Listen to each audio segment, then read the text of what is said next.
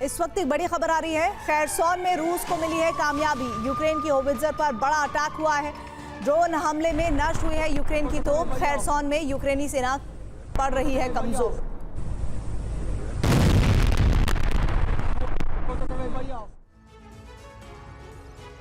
रूस यूक्रेन के युद्ध विस्तार की आशंका हर बीतते दिन के साथ प्रबल होती जा रही है। रूस पर यूरोपीय देश लगातार आरोप लगा रहे हैं कि उसके ड्रोन और फाइटर जेट सीमा का उल्लंघन कर रहे हैं और अचानक इन आरोपों को अब ज्यादा हवा मिलने लगी है। जर्मनी ने अपने म्यूनिख हवाई अड्डे को बंद करके रूस का घेराव करने की कोशिश की है। इसके अलावा कई देशों ने सैबोटाज हमले की जानकारी देकर रूस को कटघरे में खड़ा किया है। लेकिन क्या ये वाकई रूस का कदम हो सकता है? जवाब आपको इस रिपोर्ट में मिलेगा।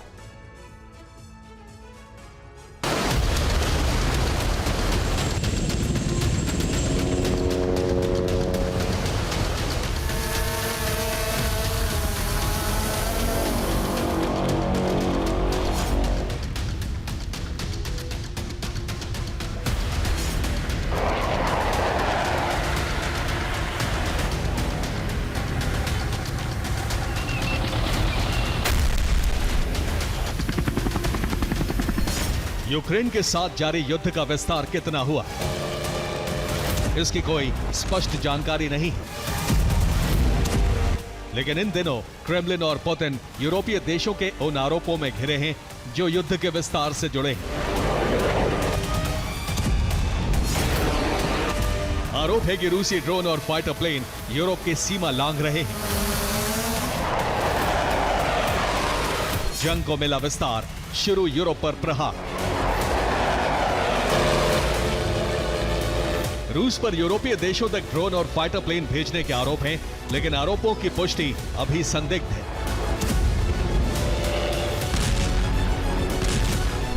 क्योंकि पोलैंड ने भले ही रूस के गेरान-2 ड्रोन को अपने क्षेत्र में मार गिराने का दावा किया हो, लेकिन एस्टोनिया और लिथुआनिया अब तक उनके क्षेत्र में रूसी फाइटर जेट्स की उड़ान से जुड़े सबूत नहीं दे सके।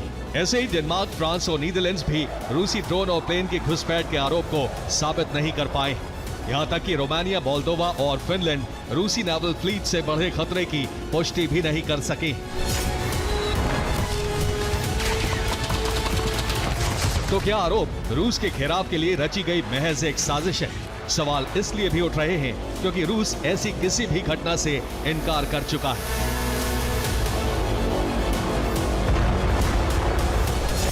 पुतिन के इस बयान से पहले रूस दावा कर चुका है उसके ड्रोन और फाइटर प्लेन्स ने सिर्फ अंतर्राष्ट्रीय सीमा पर उड़ान भरी है। किसी के क्षेत्र में घुसपैठ नहीं की है, इसलिए पुतिन का पक्ष मजबूत हुआ। लेकिन अब रूस के घेराव के लिए जो आरोप लगाए जा रहे हैं वो और भी ज्यादा चौंकाने वाले हैं। पुतिन ने तेवर बदले, यूरोप में हाइब्रिड हमले। यूरोपीय देशों का दावा यही है कि पुतिन ने हाइब्रिड हमले शुरू कर दिए हैं और इन हमलों में रूस को शक के दायरे में खड़ा करने के लिए माहौल भी बनाया जाने लगा है, जिसमें सबसे बड़ी भूमिका निभा रहा है जर्मनी।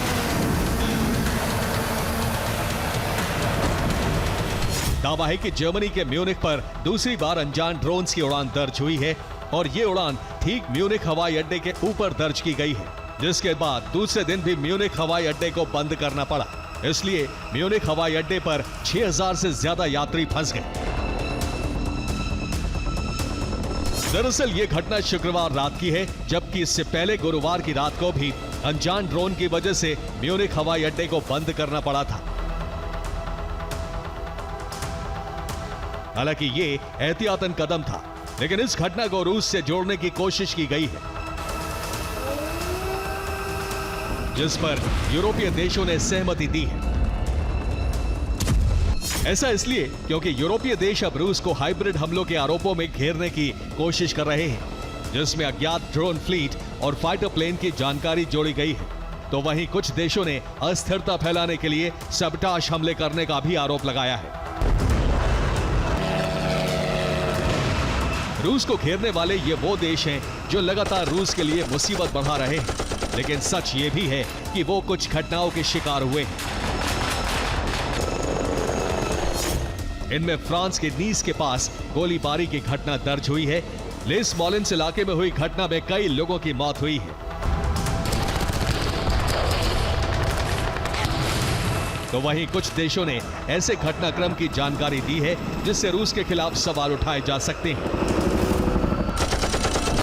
इसमें डेनमार्क का दावा है कि पिछले हफ्ते ड्रोन हमलों का खतरा बढ़ा है, इसलिए 6 सैन्य और नागरिक हवाई अड्डे बंद कर दिए गए हैं और अब डेनमार्क के शस्त्र बलों पर सैबटाज हमला हो सकता है। लेकिन सवाल यह है कि अगर ड्रोन रूस के हैं तो वो लॉन्च कहां से हुए हैं और यूरोपीय देशों के अंदर तक दाखिल कैसे हुए? इस सवाल का जवाब है रूस की शैडो फ्लीट, जो प्रतिबंधों के बाद सक्रिय है।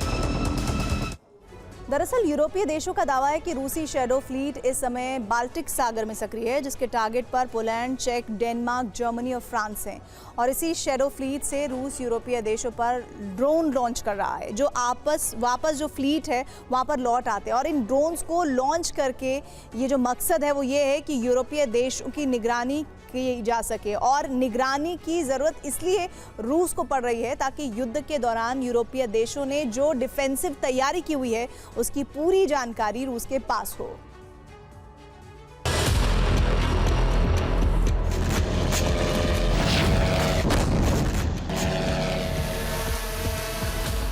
दरअसल पिछले हफ्ते कोपेनहेगन और ओस्लो के हवाई अड्डों को भी ड्रोन की वजह से अस्थायी रूप से बंद किया गया था, जिसके बाद से यूरोपीय देशों पर ड्रोन खतरा बढ़ता जा रहा है। और इन ड्रोन्स की लॉन्चिंग रूसी शैडो फ्लीट से बताई जा रही है, जिसकी पुष्टि के लिए कुछ और देश सामने आए हैं। इनमें चेक रिपब्लिक का दावा है कि प्राग एयरपोर्ट के पास भी कुछ ड्रोन पहुंचे हैं, तो बेल्जियम का दावा है कि उसने भी अपनी सीमा के अंदर 15 ड्रोन डिटेक्ट किए हैं। लेकिन सवाल यह है कि क्या रूस के ड्रोन इतने घातक हैं कि वो यूरोपीय देशों के आसमान पर उड़ान भर रहे हैं और उन्हें कोई नुकसान नहीं पहुंचाया जा सकता? सवाल का जवाब जर्मन टैब्लॉइड में प्रकाशित किया गया है। दावा है कि जर्मनी में देखे गए ड्रोन्स बड़े विंग स्पैन वाले थे। इन ड्रोन्स को 8 किलोमीटर की दूरी से कई लोगों ने देखा है, जिससे पता चलता है कि ड्रोन्स लंबी दूरी की उड़ान के लिए ही डिजाइन किए गए हैं। लेकिन क्या इस दावे से रूस पर सवाल खड़े होते हैं? जवाब सटीक नहीं मिलता, लेकिन कुछ हद तक रूस पर उंगली उठाई जा सकती है। दरअसल रूस के पास कुछ बड़े विंग स्पैन वाले ड्रोन मौजूद हैं जो यूरोपीय देशों तक उड़ान भर सकते हैं। इनमें पहला है सुपर कैम S350 ड्रोन, जिसका विंग स्पैन है 3.5 मीटर। और इसके अलावा रूस के पास ओरलेन 10 ड्रोन भी मौजूद है, जिसका विंग स्पैन है 3.1 मीटर का, जो समुद्र से लॉन्च करने पर यूरोप पहुंच सकते हैं। और यही नहीं, रूस के पास कुछ गुप्त ड्रोन्स भी हैं जो लंबी दूरी तक उड़ान भर सकते हैं। इनमें पहला है क्रांस्तात ड्रोन, जिसका विंग स्पैन है 30 मीटर का। और ये ड्रोन न सिर्फ लंबी दूरी तक निगरानी करने में बल्कि हमले में भी सक्षम है। इसके अलावा S70 ओखोनित्स्क जो नाम का ड्रोन है वो भी रूस के पास ही मौजूद है, जिसका विंग स्पैन है 20 मीटर का। और ये बेहद घातक स्टेल्थ कॉम्बैक्ट एरियल व्हीकल है।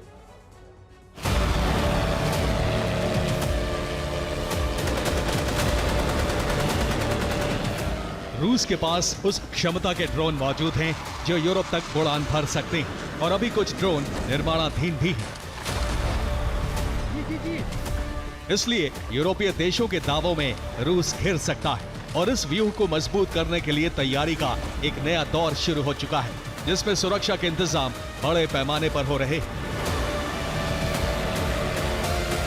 इन इंतजामों के तहत पोलैंड ने सीमा पर सशस्त्र बलों और एयर डिफेंस की तैनाती कर दी है, तो वहीं स्विट्जरलैंड ने भी अपना सैन्य बजट बढ़ाते हुए एयर डिफेंस की डील शुरू कर दी है। यूरोपीय देशों का दावा है कि पुतिन इस समय नेटो का टेस्ट ले रहे हैं, उसे अंदर से कमजोर करने की कोशिश कर रहे हैं।